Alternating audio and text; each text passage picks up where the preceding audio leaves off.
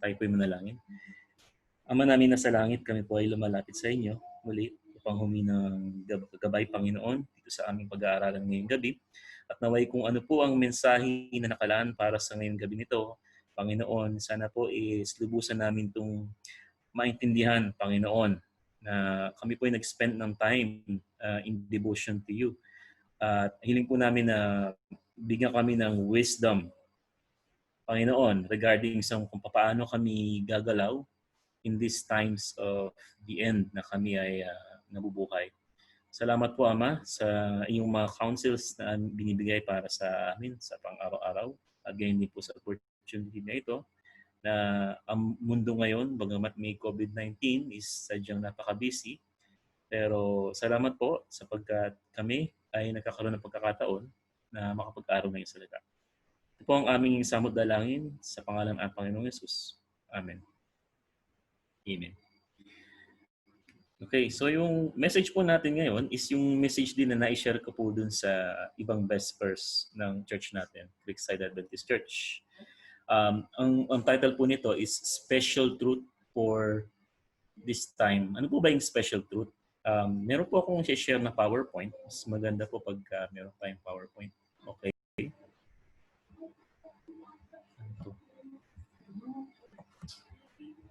Hello? Yan, hopefully nakikita niyo po yung screen.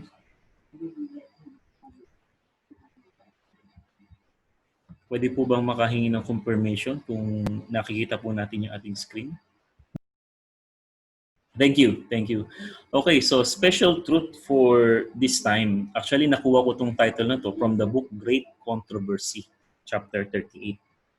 And dito po sa gabing ito, i-expound ko po yung mga several passage na or yung aral na makukuha natin dito sa Great Controversy, the book Great Controversy, chapter 38, na merong siyang pinamagatang the final warning. The final warning. Ano po ba yung tinatawag na special truth? Well, dun po sa mga nakakaintindi ng overview or yung overview ng story of the Bible, throughout the generation, meron pong tinatawag na special truth na kung saan ibinibigay ng Panginoon yung truth na ito in times of emergency. Kumbaga, hindi siya truth na applicable for the rest of the age. Ito lamang is applicable only on a specific period of time. No, specific period of time. Sabi po dito sa book Great Controversy, page 609, sabi po, different periods in history of the church have each been marked by development of some special truth, adapted to the necessities of God's people at that time. The Lord gives a special truth for the people and in emergency. Who dares refuse to publish it? He commands his servant to present the last invitation of mercy to the world. So from time to time, meron pong mga special na message ibinibigay ng Panginoon sa kanyang mga tao, and applicable lang ito for a period of time. Kumaga, hindi siya applicable sa lahat ng time, but only for a specific period of time. And meron po mga examples na ibinigay yung book at yung chapter na iyon, yung the book Great Controversy. Isa po sa mga ibinigay na example is yung daw time ni John Wycliffe. John Wycliffe. Kung di nyo kilala si John Wycliffe, basahin nyo rin po yung book Great Controversy. Meron pong isang chapter doon kung saan in-expound nyo yung kanyang buhay at ang kanyang contribution sa ministry ni Jesus Christ. Si John Wycliffe, no? Ngayon si John Wycliffe, nabuhay siya on the late 13th century. So kung titingnan natin, no, late 13th century, yung time na yon, included pa yung time na yon sa tinatawag na time frame ng the Dark Ages, kung saan yung conditions ng Christian religion ay very terrible. Kasi po yung mga biblical truths nung time na yon is nireplace ng human tradition. Human tradition na isinet ng papal religion, yung papal supremacy. No? That during his time, walang pwedeng magbasa ng Bible for themselves. No? Kumbaga yung Bible is being suppressed to the minds of the people. Kapag nagbabasa ka ng Bible or nag-aaral ka ng Bible, you will be regarded as heretics. No? So yun yung time kung saan nabubuhay si John Wycliffe. Kaya on his time, merong special truth si God. At yung special truth na yun is yung tinatawag nga na sola scriptura. Dito na-invent yun during that time, yung term na sola scriptura. Kumbaga yung Bible is, only the Bible or the scripture is the source of truth alone. At yung special truth na yun, ibinigay niya kay John Wycliffe. Si John Wycliffe is a very prominent man during that time. Sabi nga sa book, he was the man for his age. Bakit? Si John Wycliffe is very humble sa pag-aaral ng scripture, and at the same time, he was fearless to oppose kung ano man yung mga errors ng papal supremacy. At inawakened niya yung consciousness of the people to believe that the Bible alone is the source of all truth. No? Sola Scriptura, special truth siya during his time. Diba? In an emergency, but not so much in our time. Bakit? Kasi po, yung Bible ngayon is not being suppressed in the minds of the people. Kahit saan ka magpunta, may Bible. Accessible na lahat, di ba? May mga cellphones natin. Meron siyang Bible. At lahat, pwedeng mag-aral ng Bible. Kung dinidesire mo na maghanap ng truth at ng paniniwalaan, you are free to study the Bible. So, hindi siya issue in our time. Pero back in the time of John Wycliffe, it was an issue. Dahil tinatago ng papal supremacy yung Bible sa mata ng tao. So yun po yung special truth, no? In an emergency, nagbibigay ng special message si God sa mga tao. Another example na po binigay is si Martin Luther. Si Martin Luther, yung kanyang buhay, kung paano rin po siya ginamit ni God, makikita rin po natin doon sa book Great Controversy, isang buong chapter po yun, titled Martin Luther. And kung wala si Martin Luther, siguro yung Bible na hawak natin ngayon, wala na rin. No? Kumbaga, siya yung ginamit talaga ni God, si Martin Luther, para i-preserve yung Bible. Hindi ako nagkakamali. Siya yung nag-translate ng Bible into other languages, from Latin to German. Hindi ako nagkakamali. Okay? Anong pong dalang special truth Martin Luther? Ang kanyang dalang special truth is yung tinatawag na salvation by grace. Yan, salvation by grace. Si Martin Luther po is nabuhay nung time ng early 15th century. No? 15th century. At during the 15th century, hindi rin po maganda yung image ng Christian religion. Kasi yung image ng Christian religion is yung pong salvation, yung kaligtasan, ibinebenta ng mga praile. No? Which means to say, they're merchandising it. No? For example, pag daw nagbigay ka ng malaking pera sa simbahan, mababawasan daw yung kasalanan mo sa purgatorio. Or kung di man kasalanan mo, kasalanan ng mga kamag-anak mo. The more na malaki ang binibigay mo, the more na malaking kasalanan na mabawasan mo. Tama po ba? Yun po ang tinuturo nila noong time ng 15th century. At sa ngayon, hindi lang masyadong popular but still ongoing yung tinatawag na indulgence. No? Na kung gusto mong bawasan yung kasalanan ng mga kamag-anak mo, you pay an amount of money to the church. Actually, if you would search in the Google kung paano daw na-built yung St. Peter's Basilica, siguro familiar tayong lahat sa St. Peter's Basilica. Kumbaga, ito yung Grand Mosque, no? Ng Christian religion. And yung St. Peter's Basilica, paano siya nabuo? Wala silang fund nung time na yon. Walang pera. So ang ginawa nila is naglabas sila ng parang edict or decree na sa pagpagawa ng simbahan is mababawasan din yung kasalanan mo sa purgatorio.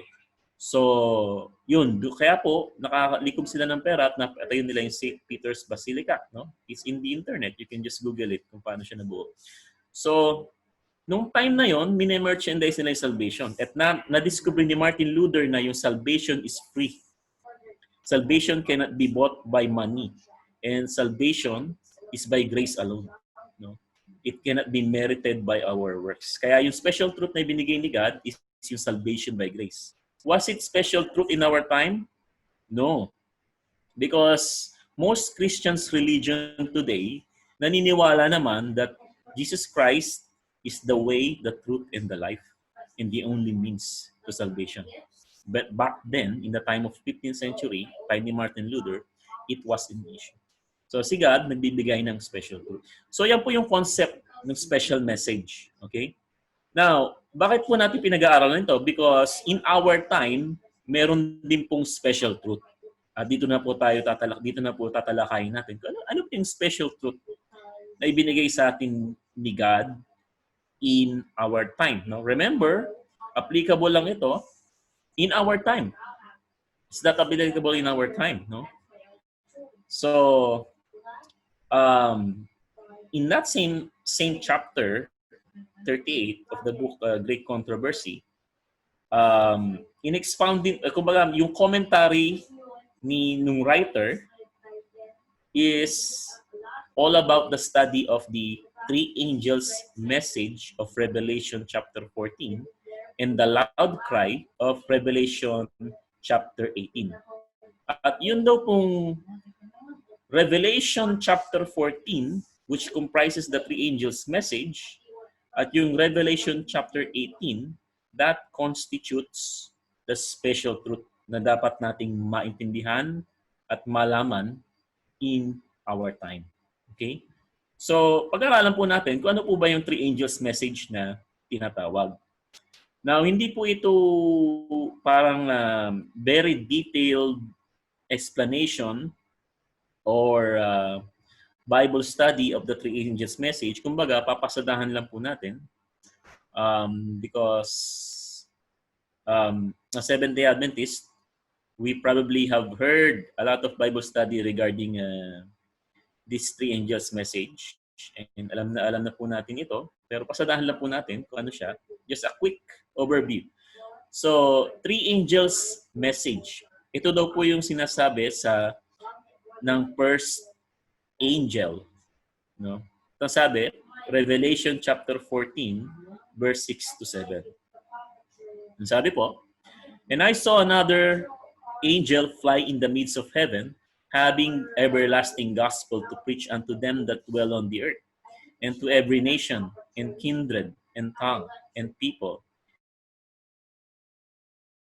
Fear God and give glory to judgment is come, and worship him that made heaven and earth and sea and the fountains of water." Okay. Of course, wala naman pong literal angel na bababa from heaven to deliver that message because in the history of the Bible, it's always been that na ginagamit ni God na agent to proclaim a message are humans. Kaya nga tayo maraming prophets, di po ba? Prophet Daniel, Prophet Jeremiah, lahat ng prophets, na even mga prophets na walang writing in the Bible, no? God is using people to deliver a message. So ito pong angel that's coming down from heaven is a symbolic of the spread of the everlasting gospel. To the fact na yung angel is flying in the midst of heaven, di ba? Pag nasa taas, ang laki ng scope, kumbaga kita siya ng lahat. No? Yung everlasting gospel daw po is lalawak din yung reach. At it's true, di ba? To every nation in kindred and tongue and people. And where are we right now? We're in the Middle East, where the Christian religion is not very popular. But we're here, no? And we're spreading the message to the people. At yung message, sabi po dito, fear God and give glory to Him, For the hour of His judgment is come. Yun po yung great call. To fear God and give glory to Him. Sabi nga nun is, worship daw yung may akda ng langit at lupa at ang lahat ng nakikita rito. To worship the Creator. At paano po natin i-worship yung Creator? Is pag bumalik tayo sa creation, dun sa 7 days of creation, yung ika-7th day, God rested and sanctified that day and made it holy. Ginawa niya yung 7th day or yung Saturday na alam natin ngayon, yung 7th day bilang tanda ng creation. Palatandaan na kinreate niya yung heavens and the earth and the sea. So bumalik daw tayo dun. Okay. Yung pong message ng second angel, medyo kakaiba. Kakaiba dun sa first, pero they're closely connected. Ang sabi po dito sa second angel is, and there followed another angel saying, Babylon is fallen, that great city, because she made all nations drink of the wine of the wrath of her fornication. Okay? So yung agenda naman ng second angel is to expose Babylon. Na yun daw, Babylon, the great city, is fallen. Sino po ba yung tinatawag na Babylon? Well, yung literal empire of Babylon, wala na po. Pero si Apostle John, sinulat niya yung Book of Revelation, 1st century, okay? 100 or 100 AD. Yung pong Babylon, 500 BC or 6th century BC, bagsak na po siya. So meaning to say, we're not looking at a literal Babylon but spiritual. Kasi po yung Book of Revelation is full of symbolisms. Even the Babylon word is a symbol. Ano po ba yung sinisimbolize ng Babylon? From the word Babel, yung Torre ni Babel, di ba? Or yung the Tower of Babel. Kumbaga, any organizations on earth, kasi yung Babylon is an empire on earth, or any organizations on earth that defies the law of God or defies God constitutes Babylon. Kasi even the ancient Babylon, yung tumumba na, yung wala na ngayon, they defy the word of God. Pag binasa niyo yung Daniel chapter 3. At sabi nga noon, is fallen. At kilala po natin kung sino yung Babylon ngayon na tinatawag who is twice fallen. At yun po ay walang iba, kundi yung the organization or yung organization ng Catholicism or the papal religion. Not the people, but the organization. Okay, the system. We're talking about the system of the church, but not the people in the church, but the system. Bakit sila fallen? Kasi po, they've fallen away from the law of God. Yeah, paano nangyari yun? That they're falling away from the law of God. Well, ang dami. Pero probably the major offense was yung second commandment, which is says, thou shalt not worship any idol. Di ba? Thou shalt not worship any idol. Kanila pong tinanggal. So, naging 9 na lang. Di ba? So, yung number 10, in-split nila sa dalawa. So, binago po nila yung law of God. Yeah?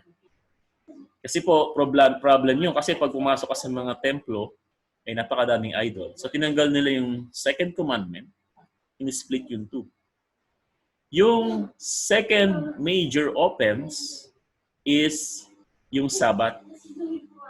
We all know, biblically, it cannot be contested that Saturday was the true Sabbath. At ngayon po, in-institute nila by tradition, Sunday is the day of the Sabbath, that it should be observed spiritually according to their rules. No?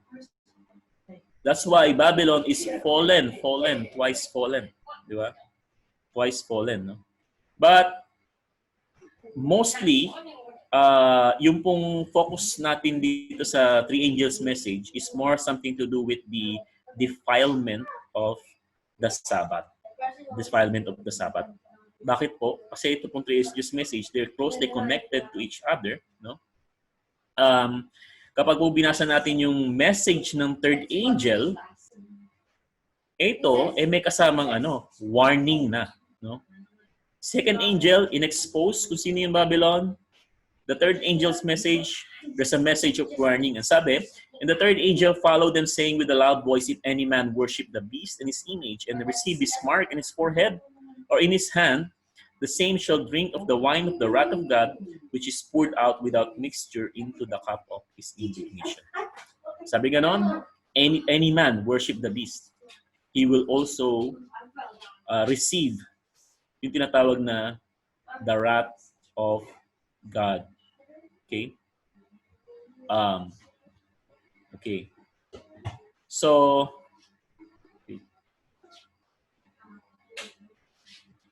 here.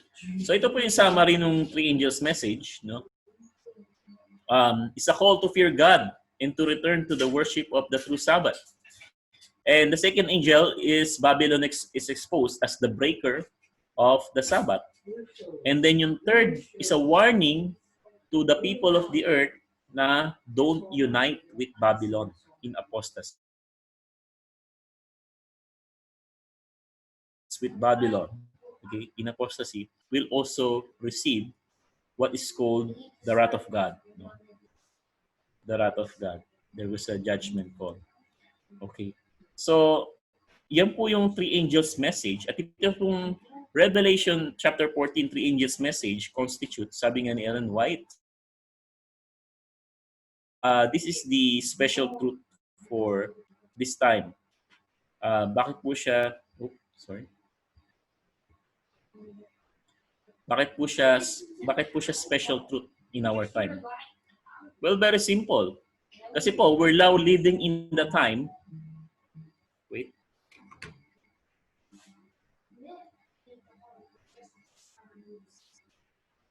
Okay. We are now living yung the law of God, including the Sabbath, is already downtrodden. Downtrodden meaning hindi na po sinusunod ng tao. Or nawala na sa puso ng mga tao. Hindi na siya truth. So ngayon, ibinabalik ni God. In times of the ancient past, is not an issue because the people of God knew the Sabbath even in the time of Jesus Christ. Jesus Christ himself, he followed the Saturday Sabbath. So it's not an issue. But in our time, ito na yung pinaka-deception ng kaaway ngayon, no? To suppress the truth of the fourth commandment. So this is a special truth na dapat natin i-include whenever we have opportunity to share the Bible with our friends, with our colleagues. Why? Because there is a warning in the third angel's message. Not to receive the mark of the beast. Otherwise, you will also receive the mark, the wrath of God. Okay.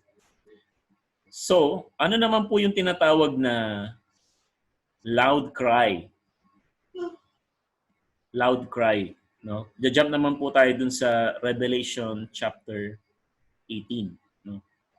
Kasi dito po sa Revelation chapter 18, meron daw pong isang mighty angel na bumaba at nag-join dun sa three angels. So in total, merong 4 na messenger. The three angels, and then merong mighty angel na bumaba. At ang description dito sa Revelation 18 verse 1 to 3, and after these things, I saw another angel come down from heaven, having great power, and the earth was lightened with his glory. And he cried mightily with a strong voice, saying, Babylon the great is fallen, and is become the habitations of devil, and the hold of every foul spirit, and the cage of every unclean and hateful bird. For all nations have drank of the wine of the wrath of her fornication, and the kings of the earth have committed fornications with her, and the merchants of the earth are waxed rich through the abundance of her delicacies. Sinabi po dito nung loud cry, nirepeat lang po niya yung nirepeat lang niya yung or inamplify niya yung second angel's message or third angel's message. Yung pong angel having great power, ang dala po niyang message is not a new message. It's the same message. Kaya lang po, it was more amplified. Kumbaga in short, pag sinabi mong cried mightily, di ba, pag sumigaw, ang layo po ng inaabot, naririnig hanggang sa dulo. So in short, no, kung yung three angels message, naririnig na yung message, darating po yung time kung saan yung pong second angel's message, di ba po, Babylon the Great is fallen, ito po yung second angel's message, is maririnig pa po ng matindi sa buong mundo. Sabi dito sa verse 3, for all nations, no? For all nations have drunk the wine of the wrath of her fornications. So magkakaroon ng tinatawag na loud cry. Loud cry kung saan yung truth nitong three angels message is maririnig. At Revelation 18 verse 4, merong call, merong appeal. Ang sabi po, and I heard another voice from heaven saying, come out of her, my people, that ye be not partakers of her sins, that you receive not of her plagues. There is also a call for the people of God to come out of the great Babylon or the great confusion. Come out of her. Meaning to say, marami pa po mga tao ang nasa loob ng organizations that comprise Babylon. At tinatawagan po sila ng Panginoon upang lumabas. Nang sa ganon, pag binuhos yung tinatawag na plagues or 7 last plagues na tinutukoy sa Bible, hindi po maapektuhan yung mga tao na lumabas. Okay? Now,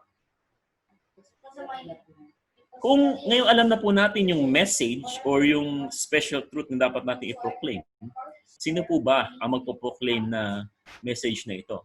Remember, in a special truth, si God gumagamit lang ng specific people. Kung in the time of Martin Luther, ginamit niya si Martin Luther. In the time of 13th century, ginamit niya si John Wycliffe. In our time, sino po ba ang gagamitin? Well, ang gagamitin ni God, naniniwala po ako, walang iba, kundi ang ating pong simbahan na binabibilangan, ang ating organization. It doesn't mean na Seventh-day Adventist Church is the only people that will be saved. No, we don't believe in that. In terms of salvation, everyone is qualified. No? Everyone, even Buddhist, even Muslim, it is God who will decide when it comes to salvation. Salvation cannot be achieved by membership. Pero po, in terms of calling, no, God's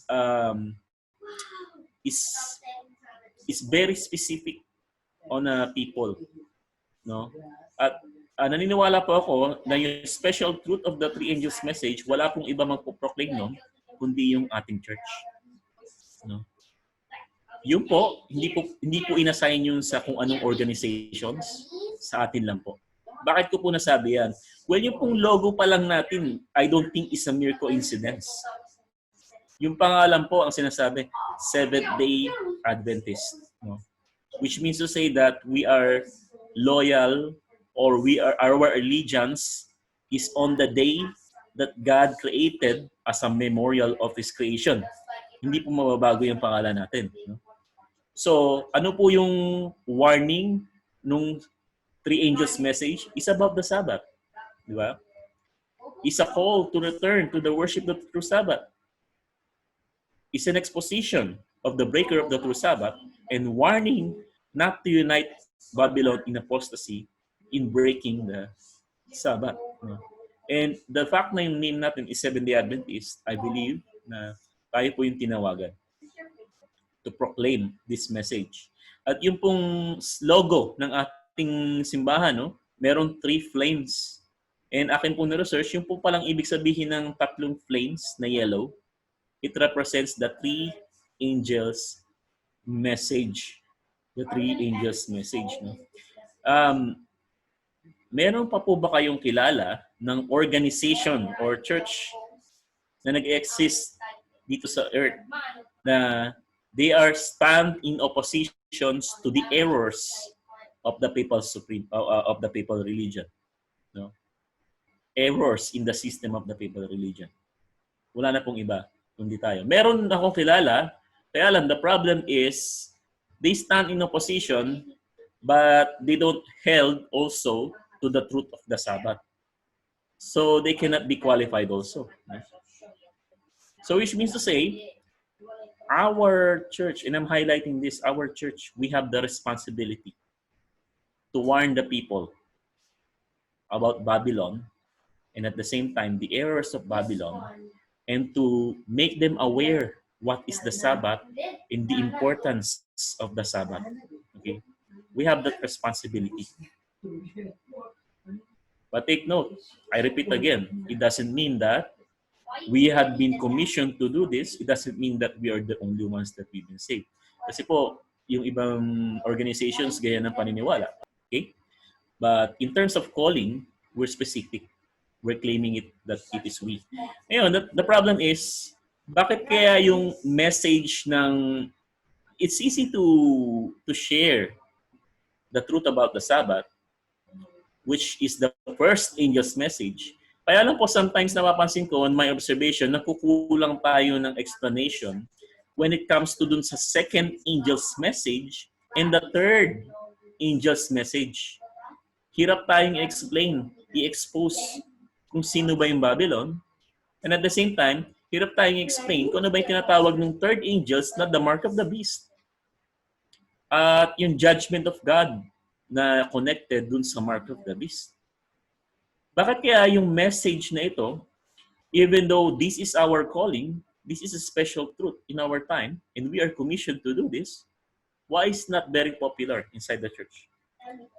Well, many things, pero I can think of only three based on my own observation. Bakit it's not very popular? Well, number one, it's too hard to explain or it's so hard to explain. To explain? Well, yes. Even me personally, just to be honest, I spent an enormous amount of time just to compose an outline, how to present the topic of the mark of the beast. Yeah. That word mark of the beast is one Bible study in itself. And I try to, in a way that is, paano ba ito sabihin, in lay no? It took me quite some time. So naintindihan ko, if there are anyone who holds to this feeling na it's very hard to explain, yes, it is. But it doesn't mean that we shouldn't pursue not to strategize in order to explain the second angel's message and the third angel's message also. Ano po ba ang counsel sa atin ano po bang counsels ng Spirit of Prophecy books? Sabi po sa Great Controversy, page 606. Again, in the same chapter, 38, sabi, thus the message third angel talks about the mark of the beast. Thus the message of the third angel will be proclaimed as the time comes for the Lord will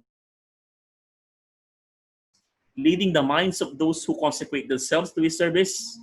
The laborers will be qualified, rather by the action of his Spirit than by the training of literary institution. Men of faith and prayer will be constrained to go forth with holy seal, declaring the words which God gives them. The sins of Babylon will be laid open. Second angel's message, di ba? The sins of Babylon. Babylon has fallen, has fallen. So, ang counsel po sa atin is even the laborers will be qualified. Even the laborers. So don't ever think na just because I don't have this theological background or theological education, I wasn't so good at this and I wasn't so good at that. It doesn't mean that we're qualified. Everyone is qualified. The laborers will be qualified. this message will go on to spread like a loud cry, no? Not by the skills of man, no? By the skills of man, but by the power of His Spirit alone. Okay? So we are all qualified, even though it's hard to explain. But there must be a sacrifice that must be seen in our part also. Okay? I mean, we need to segregate some time how we are going to strategize our outline so that when our time comes to present this message, we are prepared. We are prepared. Mm. Ganito lang po kasi yan eh. Kunyari po, meron kang dalang tinapay. Yung tinapay mo, gusto mong i-share sa kung sino man na mag-aasam or magde-desire ng tinapay na ito. So, si God po, gagawa ng opportunity so that people and you would meet.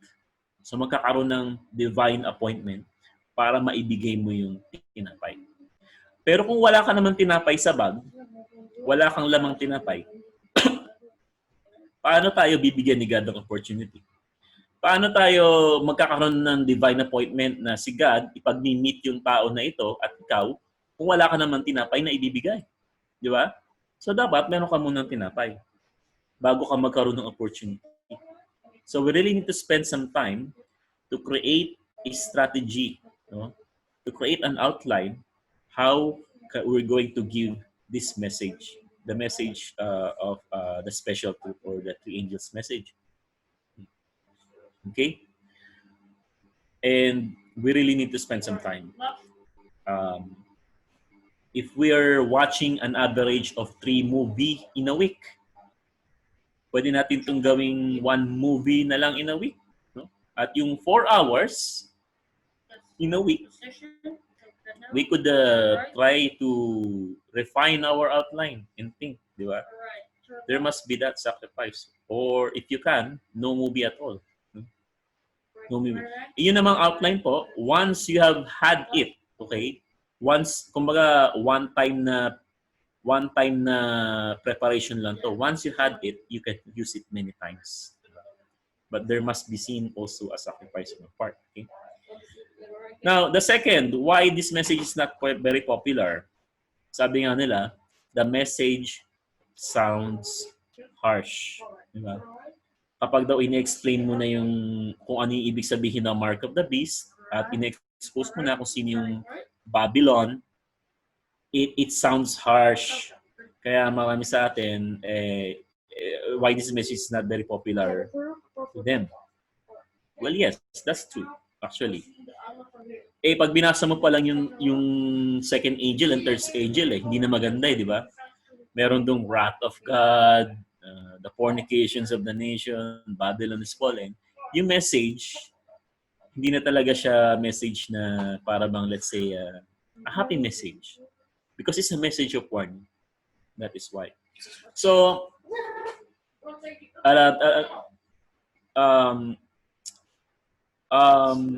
you know, kapag nagkaroon po kayo ng experience magbigay ng Bible study regarding the mark of the beast, pag yung time na nasasabihin mo na kung sino yung beast, yung sinisimbolize ng beast, ay nandiyan na po yung tinatawag na awkward silence. Kumbaga hindi niyo na po alam kung ano yung nangyayari sa utak ng yung hearers, kung tumatakbo sa kanila, kung sila ba ay na-offend, or sila ba ay nagulat, no? Or a mixture of both, di ba? So yes, it might cut through the feeling, but does it mean that we should stop, no, from preaching the message? Ano po ba ang counsel sa atin ng Spirit of Prophecy books? Sabi po dito, page 600, Great Controversy,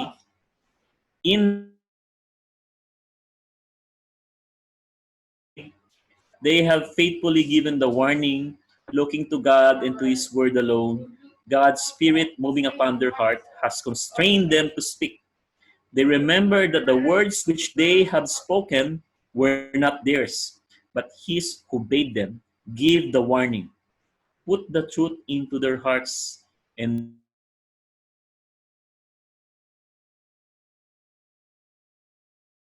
na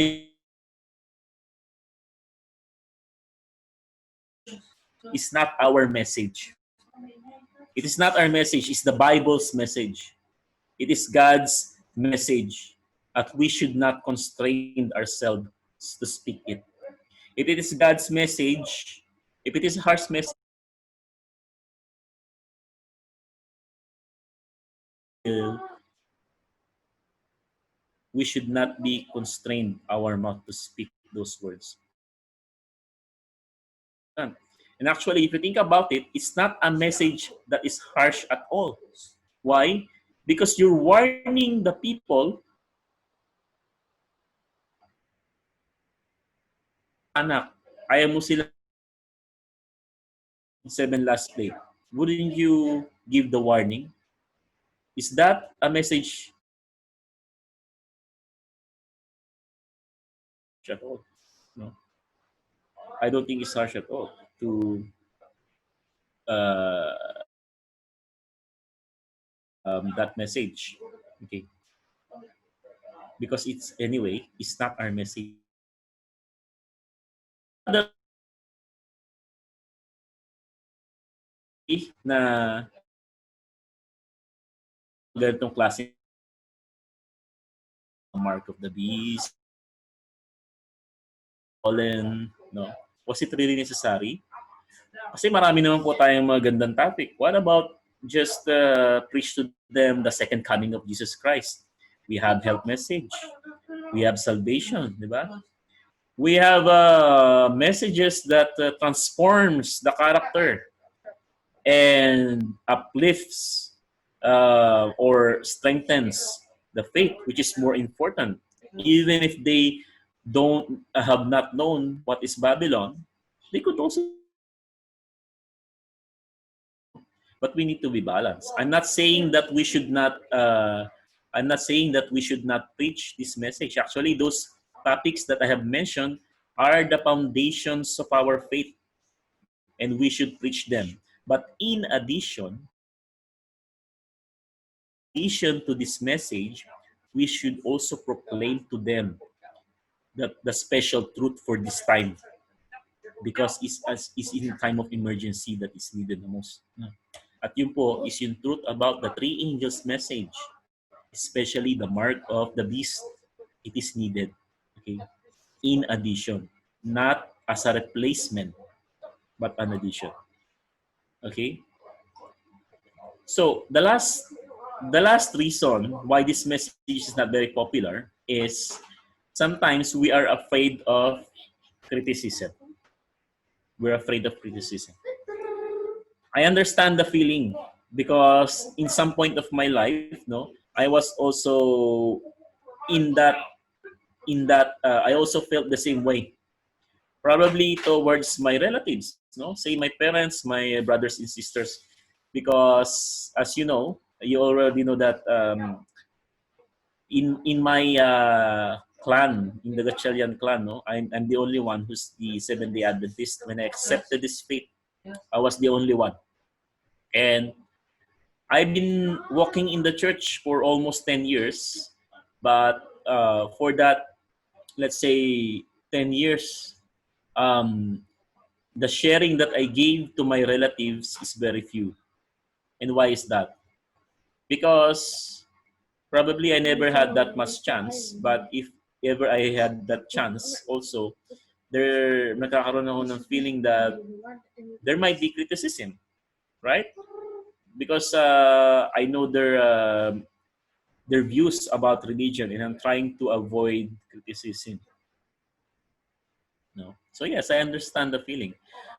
But just to share with you also, na during this time of pandemic, so this is just recently, say about 2 months ago, nung nagsimula yung pandemic, nagkaroon ako ng feeling of urgency to communicate with my parents, which is they are in the United States, and just plainly, no, just call them plainly to ask them if they wanted a Bible study. Yeah. Anyway, I heard na during the time of pandemic, there are also just opportunities. Maybe they're interested. I asked them for a Bible study. And in the span of 2 months, every night, almost every night, I think that was, we're almost talking every night. And then it becomes 3 times a week. No? 3 times a week. For 2 months, I gave them a Bible study. Everything. I gave them everything. From the very basic to the advanced, to the mark of the beast, to the US in Bible prophecy. Um, um, well, I just proclaimed it. And so far, I can see that they understood it well. Actually, nagtatanong nga yung aking mother kung alam kaya ito ng mga papacy, itong mga pinag-aralan natin. She was asking. But I told her, I don't know because that's the real thing. I don't know kung alam nila. But the thing is, my mother, after some time, nagka-chat ulit kami. And I asked her how she doing, and she told me na hindi na siya tumatanggap ng trabaho on the Sabbath. And to me, that is a milestone. So a portion of her is naintindihan niya kasi hindi naman niya gagawin yun kasi he works as a caregiver. And on the weekends is busy din sila. And she used to work on Saturday, but right now hindi na raw siya tumatanggap. Hindi pa siya umaabot sa baptism, but that's okay. No? At least she understood it. Maybe in some other time. No?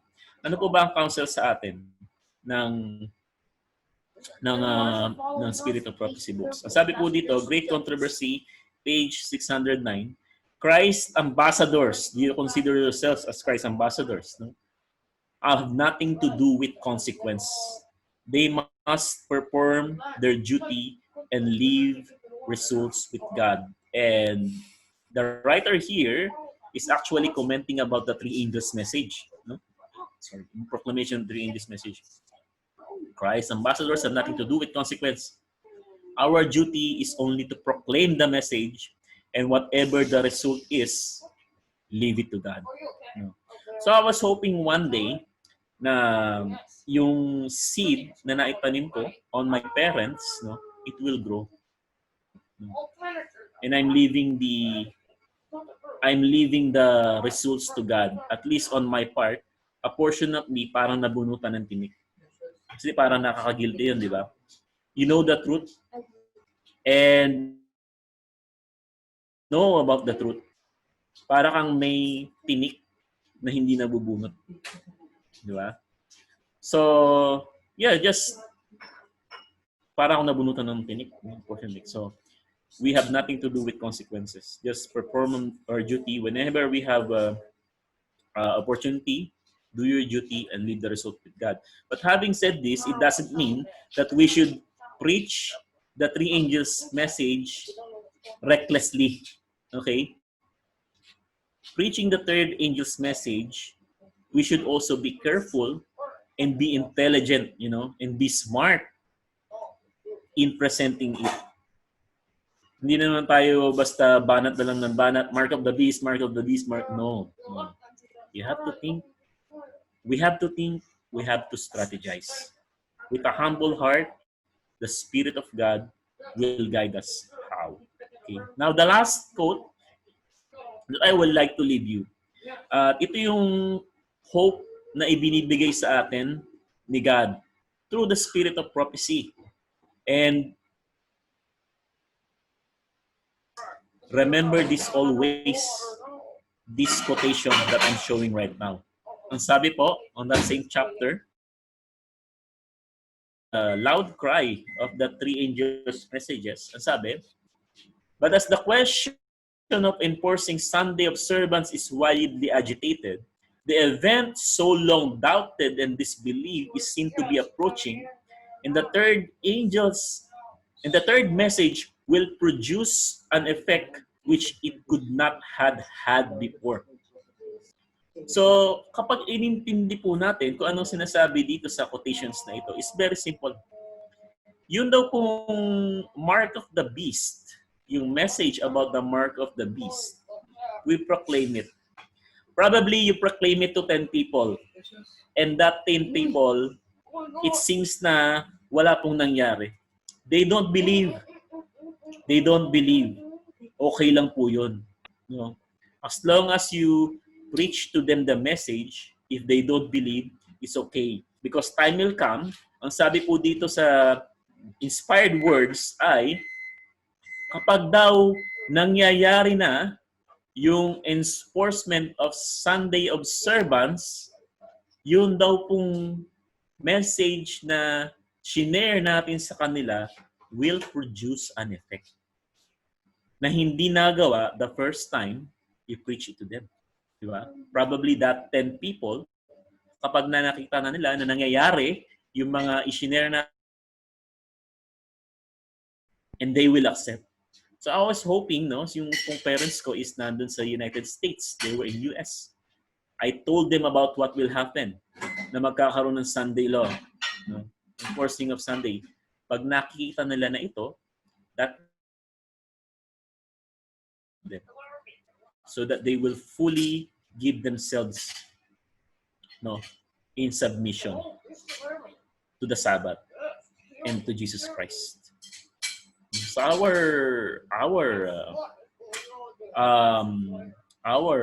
duty is to proclaim and leave the consequence to God. No. So yung pong the truth or yung message of the mark of the beast, kailan daw po ito dapat i-proclaim? Kapag nangyayari na yung Sunday law, tsaka po ba natin ito i-proclaim? Ang sabi po dito sa quotation, before na mangyari, dapat ma-proclaim. Well, paano, Brother Reggie, kung dumating na yung Sunday law, does it mean na hindi na po tayo dapat mag-proclaim? We can still proclaim, yes. And it might have an effect also to the people that they might believe, yes. Kaya lang, it might not be the same strength or same strong effect ng marinig nila ngayon at nangyari bukas. Di ba? That is a very strong. Sabi ito, it will produce an effect na hindi nagawa nung the first time nila itong marinig. So yes, it's very important that we should proclaim. We need to be balanced. The special truth, no? The mark of the beast. Okay. So, to conclude this message, to conclude our message for today, so on our part, as the giver of this message, not the receiver but the giver, ano po ba yung benefits na makukuha natin in doing such work?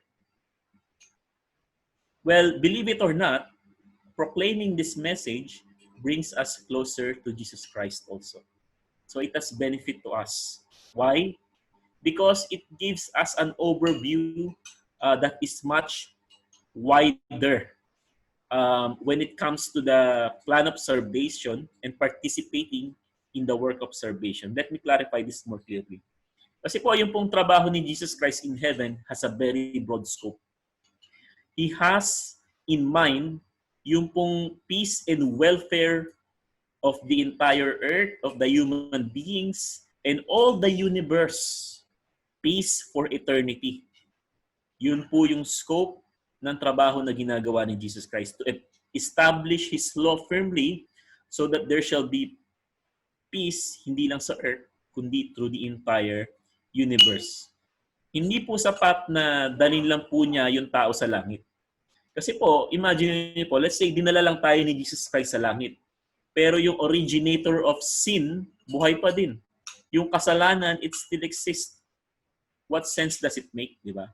Na nasa langit tayo, na yung kasalanan, meron pa din. Na yung originator of sin, buhay pa din. It doesn't make any sense. But ang goal po ni Jesus Christ is a total eradication of sin to the entire universe. And we are being participants to that work. Yung pong mga sufferings na nararanasan ng mga brethren natin, kahit yung mga pulubi na nakita niyo sa labas, it will have an end. They will not suffer for eternity. No? Because Jesus, yung kanya pong mind, He's not only concerned of our temporal needs, but yung pong kanyang scope is very broad. Yung kanyang pong concern is the peace and welfare of the entire universe. So, in participating in this great work, we're also having the mind of Christ. We're having his mindset na yung ating pong puso at isip is towards eternity. It's toward eternal things. It's towards the establishment of peace and order in the entire universe, not only dun sa mga taong nakikita natin on our sphere. Okay? So, hopefully, itong message na to is magkaroon tayo ng sense of urgency because time is drawing near and we need to prepare ourselves. So we will have the opportunity to share the bread or the bread of life. Magkaroon po tayo ng sense of responsibility to spend some time, no, in order to create our own strategy how we are going to share the three angels' messages, especially the loud cry of the third angel's message. Thank you po and happy midweek. Tayo po'y manalangin. Tayo manalangin. Ama namin nasa langit, salamat po Ama sa mga patnubay at gabay mo na ibinibigay sa amin sa pang-araw-araw. At salamat din po Ama sa kalagitnaan ng krisis na ito. Kami po ay nagsusurvive. Hindi po kami nakukulang ng provision, Panginoon, na lagi pong may pagkain, Panginoon, sa aming hapagkainan. At salamat po sapagkat ikaw po ay ang may hawak ng aming buhay, Panginoon. Kung kami man ay buhay ngayon is dahil sa inyong providence, Panginoon. At kami po ay mananatiling masaya, Panginoon, sa kalagitnaan ng krisis sapagkat sa wisdom na ibinigay mo po sa amin, naintindihan po namin na ang lahat ng ito ay may katapusan, na hindi kami na for eternal, no, na maghihirap. Ngunit ikaw po ay gumagawa ng paraan, hindi lang sa amin, kundi para sa sanlibutan. Kaya ang pasasalamat po namin ay hindi may kukumpara, Panginoon, or hindi po matutumbasan sa lahat ng bagay na ginawa mo sa amin, Ama, sa iyong mga tulong. At ganyan din po is meron kaming mga specific na kahilingan, Panginoon. Very specific, meron pong kinalaman sa aming mga pangailangan. Aming kami temporal na nabubuhay, Panginoon, sa mundong ibabaw. Batid niyo po, hindi ko na kailangan i-mention, ngunit sa situation po ng Ambayek's family, sa trabaho ni Brother Kiko, Ama, sa kanyang Sabbath issues, and at the same time, sa kanilang financial struggle sa bahay, naniniwala po ako, Panginoon, kung may purpose ka po sa kanila, Panginoon, para dito sa lugar kung saan mo kami dinala, is magpo-provide ka rin po ng means, Panginoon, upang kami po ay makasurvive. At hindi lang makasurvive, abundantly, Panginoon, para magampanan namin ang aming duties spiritually. And at the same time, kay Sister Mary, sa kanila pong pamilya, sa kanya pong husband, Panginoon, naway maging maayos po sanang takbo ng kanilang financial support, kasama ang employment, Panginoon, na maging stable. Gayon din po sa pamilya ni Nanay Wilma, Panginoon. Maging stable din po ang kanilang financial resources, kanilang employment, Panginoon. Ito po mga ito, Panginoon, hinihiling namin para na rin sa, hindi lang para sa aming mga sarili, Panginoon. Upang kami din po ay maging blessings sa mga taong nasa paligid namin. At para po sa lahat, ipinagdadasal ko po na panatilihin mo po ang spiritual strength para sa aming lahat. At naway ito pong grupo na ito, Ama, is muling magkita-kita, Panginoon. Hindi lang dito sa mundong ibabaw, hindi lang sa platform na ito, and hopefully, Panginoon, is sa langit nawa. Magkaroon kami ng great reunion. Kasama ang aming mga iba pang kapatiran na hindi man namin kasama ngayon. Ngunit sa puso namin is nasa isip po namin sila at nasa puso namin sila, Panginoon. Pagpalain niyo rin po sila. At nagdadasal po ko rin po ang aming simbahan na ito po ay nabuo dahil sa passion, Panginoon, at sa bawat desires ng puso ng bawat isa na paglingkuran kayo. Kaya iniring po namin ng blessings, Panginoon, sa aming simbahan na hopefully is magkaroon na po ng provision para magkaroon kami ng physical service, and at the same time, Panginoon, yung habang nandito kami in the middle of the crisis, i-prepare niyo po kami, Panginoon. Prepare niyo po kami para kami po ay mas maging responsible at kami po ay maging isang matibay na Kristiyano. Salamat po at naway patawarin po kami kung meron kaming pagkukulang, Panginoon, na hindi namin alam. Salamat po sa pangalan ng aming Panginoong Hesus, aming dalangin. Amen. Amen. Happy midweek Amen. po. Good night, Amen everybody.